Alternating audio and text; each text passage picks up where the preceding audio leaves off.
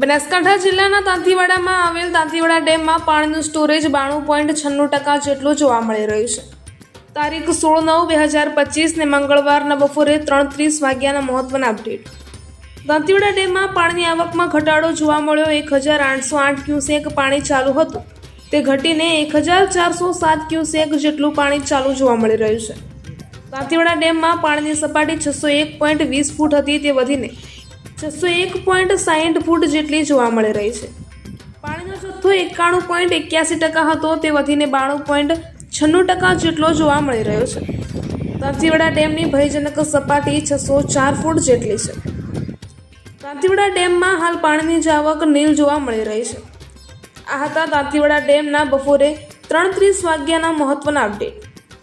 તાજા અને મહત્વના અપડેટ જોવા માટે PHN ન્યૂઝ ચેનલને સબસ્ક્રાઇબ કરો, લાઇક કરો અને શેર કરો। Bureau report Pradhansinh Parmar, Banaskantha.